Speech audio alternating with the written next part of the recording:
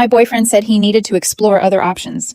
Then he panicked when I explored mine. My name is Natalie Carter. I was 29 when the man I'd loved for 2 years made me realize he saw our relationship as something to compare against other possibilities. Just 3 weeks earlier, my life had felt settled in the best possible way. Ethan Brooks and I had been together for 2 years, long enough to build routines that felt permanent. 2 years had quietly turned us into part of each other's daily lives. We compared neighborhoods, argued over commutes, laughed about parking, and slowly started planning a place that felt like ours. He kept a phone charger at my apartment. I had a drawer at his place. Little by little, our lives had blended together so naturally that I stopped imagining a future without him. Moving in together felt like the obvious next step. We weren't just daydreaming. We'd toured 4 apartments in 2 weeks, compared neighborhoods, talked through rent, utilities, parking, commuting, and even debated whether we needed a second bedroom. Ethan wanted a gaming room. I wanted a home office. During the 3rd apartment tour, Ethan slipped his arms around my waist as we stood in the kitchen. "This could be ours," he whispered. I remember looking around at the white cabinets and thinking, this is it. We're really building a life together. Looking back, the warning signs were already there. During our last 2 tours, Ethan barely looked up from his phone. When the leasing agent asked if we were ready to apply, he immediately suggested we keep looking. "We don't need to rush," he said as we walked back to the car. "I thought we wanted to move before the end of summer." "We do." "Then why does signing a lease suddenly feel like a problem?" He laughed, kissed my forehead, and told me I was overthinking everything. I wanted to believe him, so I blamed work stress, the summer heat, anything except the possibility that he'd already started pulling away while I was still planning our future. Then Tuesday arrived. I was reviewing a project schedule when my phone buzzed. It was Ethan. Before I even opened the message, something in my stomach tightened. "Hey, we need to talk. I've been doing a lot of thinking, and before we take a big step like moving in together, I feel like I need to explore other options. I need to be sure. I hope you understand." I read it 3 times. By the end, only 3 words mattered. Explore other options. It was a polished way of saying he wanted to date other women without letting me go completely. The truth settled in almost immediately. He wasn't asking for time. He'd already decided he wanted the freedom to see other people while keeping me on standby. What stayed with me wasn't the request itself, it was the last sentence. "I hope you understand." He wasn't asking what I wanted. He'd already decided. All he needed was my quiet acceptance. For a moment, all I could picture were the apartment tours, the budget spreadsheet we'd built together, and the furniture links he'd been sending me late at night. Then the hurt gave way to something much clearer. This wasn't about needing space. He wanted me waiting while he figured out whether someone else was better. I replied with 2 words. "Explore away." His answer came seconds later, a single heart emoji. Somehow, that tiny red heart made me angrier than the message itself. Somehow, he acted as though we'd reached an understanding, as if putting my life on hold while he explored his options was something I should simply accept. I locked my phone and tried to get back to work. 10 minutes later, another message appeared. Ryan Mitchell, Ethan's best friend since college. Ryan and I had been chatting occasionally for months. It started with harmless comments on hiking photos, book recommendations, or restaurant suggestions. Nothing crossed a line, but unlike Ethan, Ryan noticed things. When Ethan barely thanked me for planning his birthday weekend, Ryan texted, "He's lucky you're that patient." When Ethan left my birthday dinner early to watch a game with his friends, Ryan quietly messaged, "You deserve better than that." I never encouraged it. Ryan was Ethan's friend, and I intended to keep that boundary. Then Tuesday changed everything.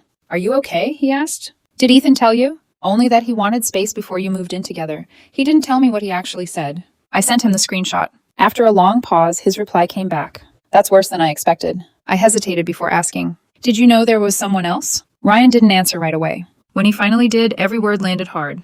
"There's a woman named Olivia from his yoga class. He's mentioned her a few times. He told me she made him feel excited, and he didn't want to move in with you until he knew whether he was missing out." That hurt. Not because Ryan told me, because Ethan had already started replacing our future long before he admitted it. So this wasn't uncertainty. Ethan had already made a choice. I should have ended the conversation there. Instead, I surprised myself. "Are you free for dinner Friday?" Ryan replied almost immediately. "I was starting to think you'd never ask." We met at a quiet Italian restaurant that Friday. I expected awkwardness. Instead, everything felt effortless. Ryan never attacked Ethan or told me what I should do. He simply listened. At one point, I admitted, "I can't believe I ignored so many warning signs." He shook his head. "You didn't ignore them. You trusted someone who knew you'd keep giving him the benefit of the doubt." No one had ever explained my relationship so honestly without making me feel foolish. We talked until the restaurant closed. Outside, neither of us seemed ready to leave. I smiled nervously. "This is probably a terrible idea." "Probably," he admitted. Then he kissed me. It wasn't dramatic. It just felt honest. The rest of the weekend unfolded naturally. We lost track of time.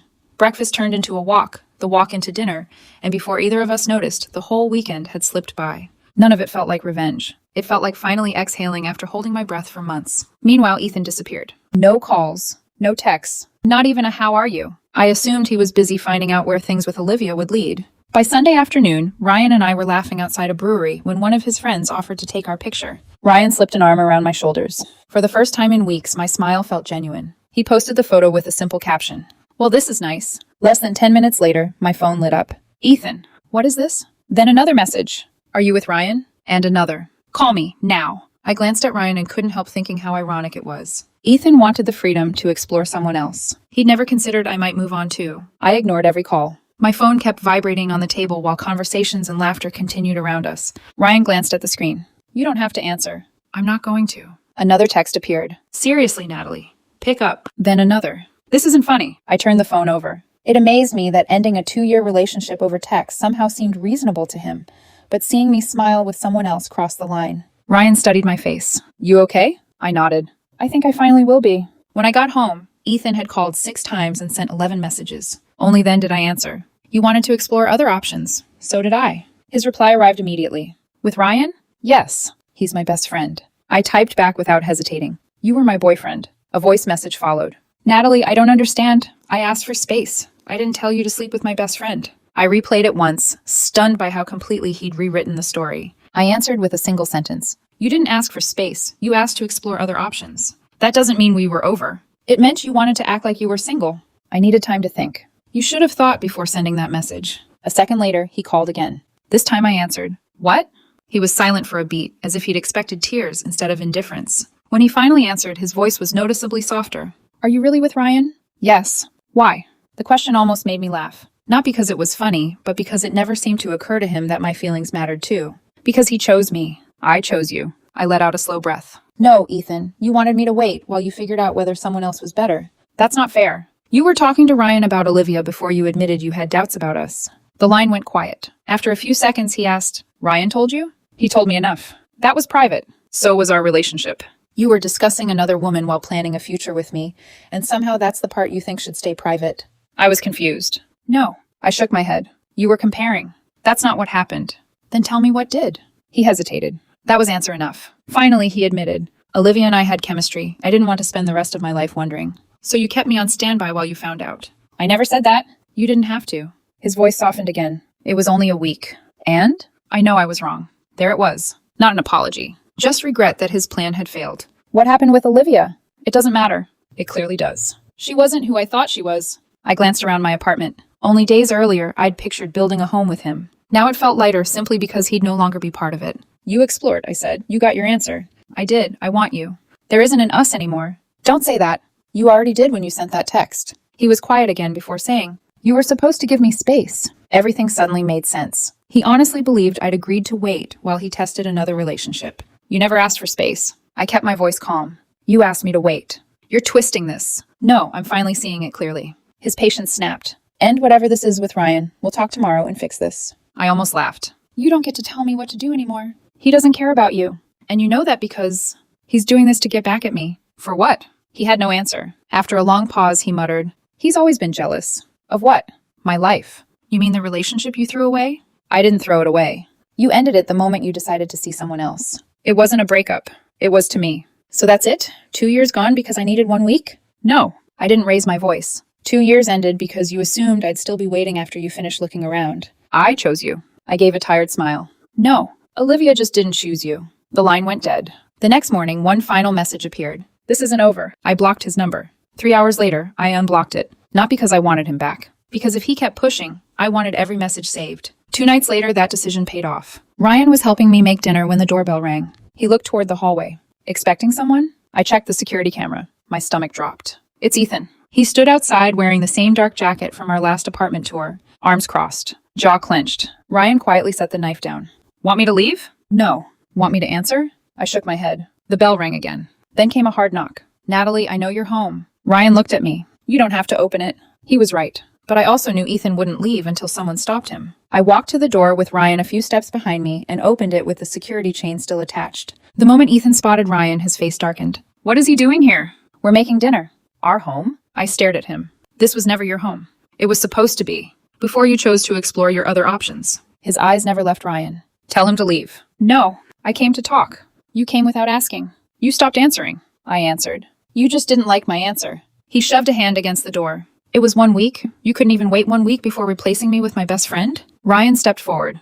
I didn't replace you. Stay out of this. Ryan didn't flinch. You brought me into it when you spent weeks talking to me about Olivia. You had no right to tell her. You had no right to expect me to lie for you. You were my friend. I was. Ryan held his gaze. That's why I warned you not to throw away the best relationship you'd ever have. Ethan looked at me. He's lying. Ryan answered before I could. You told me Natalie was safe because she'd always wait. You wanted to see whether Olivia made you feel more alive. Color drained from Ethan's face. That's not what I meant. It was exactly what you meant. He pointed at Ryan. You've wanted her for months. I cared about her. Ryan didn't look away. But I respected your relationship. You were the one who ended it? I asked for space. No. Ryan's voice stayed calm. You expected her life to stay on pause while yours moved on. Ethan turned back to me. He's manipulating you. I met his eyes. No. He finally told me the truth you never planned to. I'd immediately started dating his best friend. Funny how Ethan remembered to mention Ryan, but somehow forgot Olivia. Forgot the text. Forgot asking to explore other options. I started typing an explanation. Then I stopped. The truth didn't need paragraphs. It needed proof. So I replied to every message with the same screenshot. Ethan's original text. Nothing more. That was enough. Within an hour, the replies started changing. I didn't know he actually wrote that. Okay, that's a completely different story. Even some of Ethan's friends admitted he'd left out the most important part. Others refused to budge. He didn't mean it like that. Relationships are complicated. You took his words too literally. Apparently, asking to date other women wasn't supposed to mean exactly that. I stopped arguing. 2 days later, Ethan called from another number. Against my better judgment, I answered. You've turned everyone against me. I showed them your message. You knew they'd misunderstand. I understood it perfectly. His voice tightened. You embarrassed me. I almost laughed. You did that yourself. I never lied. You left out the truth. That's different. No, it isn't. His patience finally cracked. Ryan manipulated you. He asked me to dinner after you ended our relationship. He'd been waiting for this. I shook my head. No, you just don't want to admit you made a mistake. I did. He went quiet. What mistake? I believe commitment meant the same thing to both of us. Silence. So, it's really over? Yes. I still love you. The words landed empty. If you loved me, I said, you would have protected our relationship before risking it. I ended the call and blocked the number. That weekend, Ryan took me hiking. Standing at the overlook, I realized something. I'd gone hours without thinking about Ethan. Ryan handed me a bottle of water. You're smiling again. I hadn't noticed. I did. Weren't you scared all of this would blow up? Oh, absolutely. Then why stay? His answer came without hesitation. Because you were worth it. No grand speech. Just the truth. It meant more than every promise Ethan had made. The peace lasted until Monday morning. My assistant met me at the office. The director wants to see you. Inside the conference room, my director and someone from HR were waiting. We've received an anonymous complaint. It says you've become emotionally unstable after your breakup. It also claims you've been harassing your former boyfriend during work hours. I stared at her. Someone wasn't spreading rumors anymore. They were trying to damage my career. My director looked at me. I want to hear your side. I walked them through everything, starting with Ethan's message, then Olivia, the apartment search, the leasing office emails, and finally the calls from unknown numbers. I didn't exaggerate anything. I simply laid out the facts in the order they'd happened. When I finished, my director asked, "Do you have documentation?" I do. Every screenshot, voicemail, email, and phone record had already been organized. HR compared the complaint with my records. Nearly every call and message came from Ethan. Not me. She closed the folder. I've seen enough. My director smiled. Natalie has led 3 of our biggest client accounts this quarter. If this is emotional instability, I'd love an entire department full of it. The room finally relaxed. HR looked at me. We can't tell you who filed the complaint. I understand.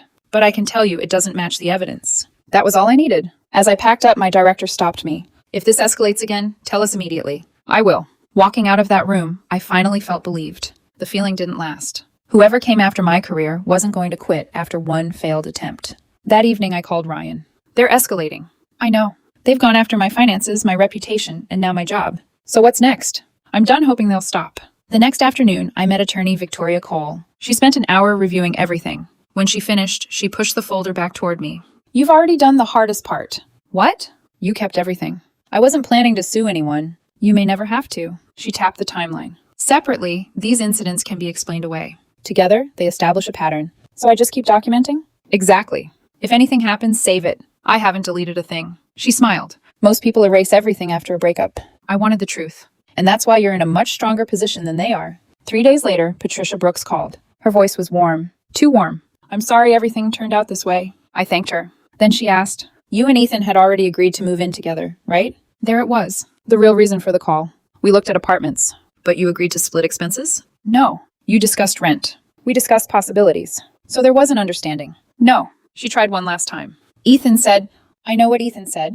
We never signed a lease. We never made any financial commitment. If he told the leasing office otherwise, you should ask him why. The warmth vanished. You've changed. No. I've just stopped agreeing with things that aren't true. She hung up. As soon as I hung up, I wrote down every question Patricia had asked while the conversation was still fresh. Reading it back, the pattern was obvious. She hadn't called to make peace. She'd been trying to get me to confirm Ethan's version of events in my own words. If I'd casually agreed with even one detail, it could have been used to support his story later. Ryan read my notes that evening. She was fishing. I know. They're trying to rebuild Ethan's version of what happened. I closed the notebook. They can't rebuild something that never existed. 4 days later, an ivory envelope arrived in my mailbox. Richard and Patricia Brooks were celebrating their 35th wedding anniversary at Brookhaven Country Club. It was a formal black tie event, and judging by the guest list, nearly everyone important in their social circle would be there. I stared at the invitation for a moment before taking a photo and sending it to Ethan. Why did I get this? His reply came almost immediately. My parents are too polite to remove you. A second message followed. Besides, I told them you wouldn't have the nerve to show up. I smiled. For weeks, Ethan had assumed I'd stay quiet while he controlled the narrative. What he didn't know was that I'd spent that same time organizing every text, voicemail, email, phone record, and document into one clear timeline. I called Ryan. I think Ethan expects us to disappear. He laughed. So what's the plan? I'm done disappearing. I was hoping you'd say that. Over the next 2 weeks, my dining table disappeared beneath laptops, folders, and neatly organized evidence. We weren't planning an argument. We were building a timeline. Every message, every lie, every consequence sat exactly where it belonged. When we finished, I created a simple web page. No dramatic design. No emotional headlines. Just 4 words at the top. What actually happened. The home page opened with Ethan's original message asking to explore other options. Everything after that simply showed what followed. Ryan insisted we remove anything that couldn't be proven. Whenever I slipped into opinion, he'd stop me. You wrote, Ethan manipulated me. Can you prove that? I couldn't, so I rewrote it. Ethan contacted the leasing office and asked whether he could submit my financial information on my behalf. Much better. By the time we finished editing, every page relied on facts instead of emotion. Ironically, the more objective it became, the stronger it felt. One evening, Ryan looked up from his laptop and smiled. Remember the apartment with the blue kitchen and the tiny balcony? You spent 15 minutes planning where your plants would go. I laughed. I really thought we'd live there. He reached over and squeezed my hand. I know. After a quiet moment, I admitted something that surprised even me. I don't miss Ethan anymore. Ryan nodded. You miss the future you thought you were building. He was right. I wasn't grieving the relationship. I was grieving the life I'd imagined. 3 days before the anniversary party, Ethan called from another unknown number. I ignored it. His voicemail ran for almost 4 minutes, bouncing from anger to bargaining before ending with the only sentence that mattered. I heard you're planning to come. I saved it without replying. Ryan listened later that evening. He sounds nervous. He should. Still not planning to make a scene? I closed the folder. No. And if he does? Then everyone will see who's actually lost control. The night before the party, Patricia left another voicemail. There was no warmth this time. If you embarrass my family tomorrow, she warned, you'll regret it. I saved the message, blocked her number again, and went back to reviewing the timeline. Ryan glanced over. They're scared. They're scared of losing control. He smiled. Not for much longer. The next afternoon, 3 dresses were spread across my bed. Ryan stood in the doorway adjusting his tie. Still deciding? I thought I needed to impress Ethan. And now? I picked up the simplest emerald dress. Now I just want to look like myself. He smiled as he looked me over. That's the right choice. I slipped my phone, my keys, and a small card with the website password into my clutch. That was all I needed. If the truth couldn't stand on its own, no speech was going to save it. Brookhaven Country Club was already alive with music and conversation when we arrived.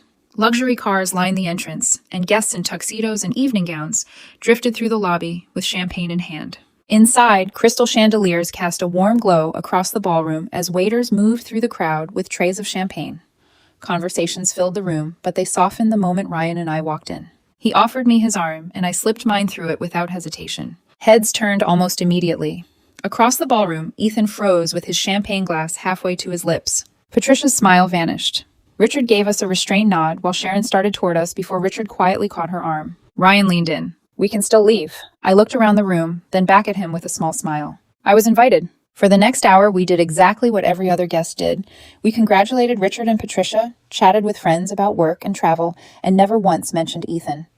That seemed to unsettle him more than any confrontation could have. Every time I glanced across the room, I found him watching us, trying to figure out what we were planning. The truth was, all that remained was the right moment. Near the bar, Richard struck up a conversation with an older man in a navy tuxedo. Ryan followed my gaze. Mr. Scott? I nodded. Richard's oldest business partner, and the one person in the room whose opinion quietly carried more weight than anyone else's. Ryan's voice dropped to a whisper. This is the moment. I opened the website on my phone. What actually happened? You ready? Ryan's expression softened. I've been ready since the day he decided you were someone he could risk losing. Ryan and I walked over together. Richard spotted us first. A polite smile crossed his face out of habit, but it never reached his eyes. Natalie. He gave Ryan a brief nod. Ryan. Good evening, Ryan replied. Standing beside him, Mr. Scott looked between the four of us with quiet curiosity. I smiled politely. Mr. Brooks, thank you for inviting us. Richard cleared his throat. I didn't expect you to come. Neither did Ethan. His expression tightened, but I didn't let the silence linger. I won't take much of your time. I only want to explain why Ryan and I are here. Mr. Scott folded his arms. I'm listening. I know there's been a story circulating about my breakup with Ethan. I paused just long enough to let the words settle. From what I've heard, I'm the woman who left your son for his best friend. Richard's jaw flexed. But it stopped being a private breakup the moment someone tried to involve my finances and later my career. Mr. Scott frowned. I've stayed quiet for weeks because I didn't want to turn a personal situation into a public one. I unlocked my phone. I thought staying quiet would end it. Instead, the rumors kept growing. Richard shifted uneasily. Natalie, it'll only take a minute. I handed my phone to Mr. Scott. The first page displayed Ethan's message asking to explore other options, complete with the original timestamp. He kept scrolling without saying a word. Every few seconds, his expression changed a little more. By the time he reached the complaint sent to my employer, the room had gone completely quiet. I stripped away every opinion until the evidence could stand on its own. When he reached the end, Mr. Scott looked up at Richard. Is all of this genuine? Richard never answered immediately. His eyes stayed fixed on Ethan's message for several long seconds before he quietly asked, Those were his exact words? Yes, Ryan replied before I could. I watched this unfold from the beginning. Richard slowly closed his eyes. For the first time that evening, he didn't look defensive. He looked exhausted. I gently took my phone back. I didn't come here to embarrass your family. Richard looked at me. Then why come? Because I stayed silent long enough for other people to tell my story for me. I answered evenly. My reputation was damaged. Someone tried to involve my finances, then my career. After everything that happened, I deserve the chance to let the truth speak for itself. Mr. Scott gave a slow, thoughtful nod. I believe you. That was all I needed. Thank you. Ryan and I turned to leave. Natalie. Richard's voice stopped me. When I looked back, he struggled for a moment before finally saying, I'm sorry. It wasn't an excuse, and it wasn't a request for forgiveness. It sounded like a father who had finally understood how much damage had been done. I nodded once. Thank you. We stayed a little longer, chatting with a few guests and congratulating Richard and Patricia once more before quietly slipping out.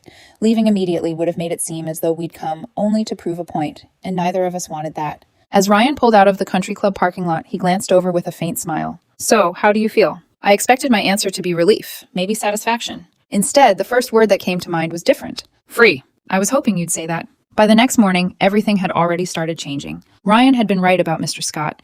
He wasn't the type to spread gossip, but he had no problem correcting it. Once people heard the full story, the rumors began to collapse on their own. Within days, the messages sounded completely different. Jason called first. Nat, I owe you an apology. I believed Ethan. I know. He left out almost everything. He did. Melissa sent flowers with a handwritten note admitting she'd judged me before knowing the truth, and several other friends reached out for the same reason. Almost overnight, people stopped asking why I'd started seeing Ryan and started asking why Ethan expected me to wait while he explored another relationship. Mutual friends eventually filled in what happened after the anniversary party. Richard had confronted Ethan the very next morning, and although no one knew exactly what was said behind closed doors, everyone agreed on the outcome. He wasn't upset that the relationship had ended. He was furious because Ethan had lied, rewritten the story, and allowed someone connected to the family to drag my name into work and financial matters. Patricia wasn't spared either. Friends said the family's carefully protected image had started falling apart, and for the first time, appearances couldn't outrun the truth. About a week later, Ethan left one last voicemail. His voice sounded older somehow. Natalie, I know you probably won't answer. A long silence followed before he quietly admitted, I never thought this would end like this. Then came the sentence that finally explained everything. I thought you'd wait. Not that we'd find our way back. Not that we'd work through it. He'd simply assumed I'd still be there after he'd finished looking around. I know I hurt you, he continued. I kept chasing the wrong thing. I just wish I'd realized what I already had. The message ended there. For the first time, I didn't replay it looking for answers. I already had them. I saved it with the rest of the evidence, not because I expected to use it again, but because it belonged with everything that had led to this point. Ethan's regret no longer changed anything. By then, I'd stopped needing an apology and started appreciating the peace that came from finally letting go. 6 months later, Ryan and I were still unpacking boxes in our new apartment. It was larger than any place Ethan and I had toured together, but that wasn't what made it special. For the first time in a long while, I was building a home that felt safe instead of uncertain. Ryan walked over with 2 mugs of coffee and found me staring out the window. "You've been quiet." "I've been thinking." He handed me a mug and smiled. "About Ethan?" I shook my head. "About the woman I used to be." He waited, knowing there was more. "I keep thinking about the day I read that text. Back then, I honestly believed I had to convince someone I was worth choosing." Ryan let out a quiet smile. "I don't think that woman disappeared." I looked at him. "I think she finally realized the right person never asks you to compete for your place." I laughed softly. He'd just said in one sentence what had taken me months to understand. I stepped onto the balcony with my coffee. The city looked exactly as it always had, busy and indifferent to everything that had happened. I was the only thing that had changed. I had. Losing Ethan felt like the end at the time. Looking back, it was the moment I stopped building a future around someone who was never fully committed to it. Funny enough, I can barely remember what Ethan said in that final voicemail. What stayed with me was the morning I realized I no longer needed it. That was the day I finally stopped waiting for someone else to choose me.